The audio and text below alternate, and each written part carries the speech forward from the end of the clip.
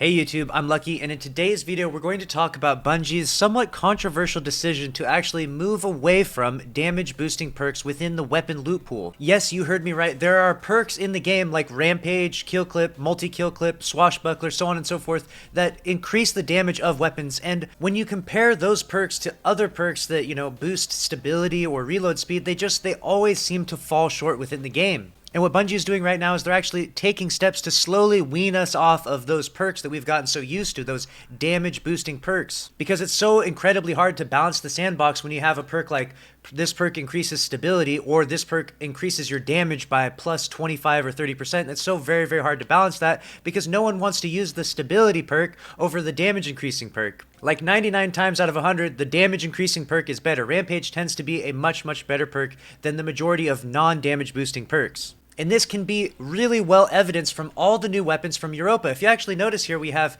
Hailing Confusion, a legendary kinetic pulse rifle. This is a Europa weapon, and these are all new. And if you notice on light.gg, you can actually see that within their loot pool, there's no damage boosting perks. There's no Rampage, there's no Kill Clip, Multi-Kill Clip, Swashbuckler, none of that. And if you move on to all the other Europa weapons, all the most recent weapons that have come out, most of them don't have damage boosting perks, or if they do, they have very few, unlike weapons in the past. You can see Arctic Haze here is a legendary auto rifle, has no damage boosting perks at all, not even one. The High Albedo is a sidearm and it has 0 damage boosting perks at all. The Thermal Erosion machine gun actually has no damage boosting perks as well. The Sub-Zero Salvo, the rocket launcher, has no damage boosting perks.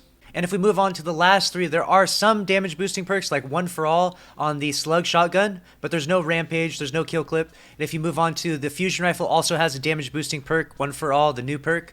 And Biting Winds does have Swashbuckler on it, but that's a bow, so I can see why they might want to leave a damage boosting perk on one of the weakest archetype of weapons, bows. And accordingly, if I'm going to be completely honest, I think it's because of this reason that a lot of people are quite upset with Beyond Light and the weapons that have come with it. A lot of people are like, what is there to grind for? What is the carrot on the stick? There's nothing to grind for in the game because all these new weapons don't have damage boosting perks. So guess what? All the old weapons that do, the weapons that do have Rampage and Kill Clip and Multi-Kill Clip, they're all much, much better than these weapons. And even though a lot of those old weapons have been sunset and they're completely unusable now, whatever weapons haven't been sunset to this point and do have perks like Rampage, Kill Clip, and so on and so forth are really, really strong in the game.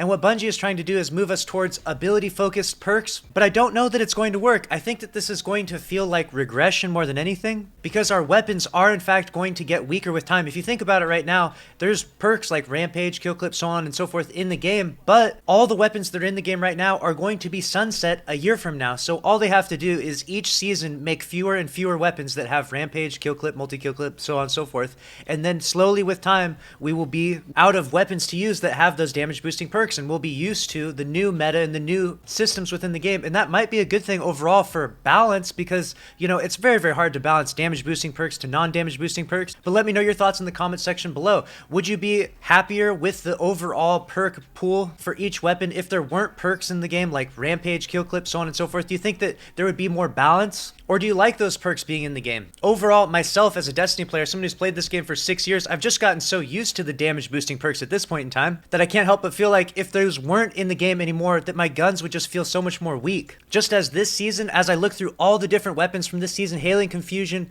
Arctic Haze, High Albedo, they all are just such weak weapons in comparison to their predecessors. And personally, as someone that loves to hunt down god rolls and loves to have powerful weapons, I really hope that Bungie doesn't continue in this direction. I hope that there's some way we can find a happy balance between having some damage boosting perks and having some non-damage boosting perks that just really, really help your Guardian out, that there's actually some synergy there. But it doesn't look like that. It doesn't look like Bungie is going to find that sweet spot, and it looks like these perks are actually going to be slowly fizzled out of the game.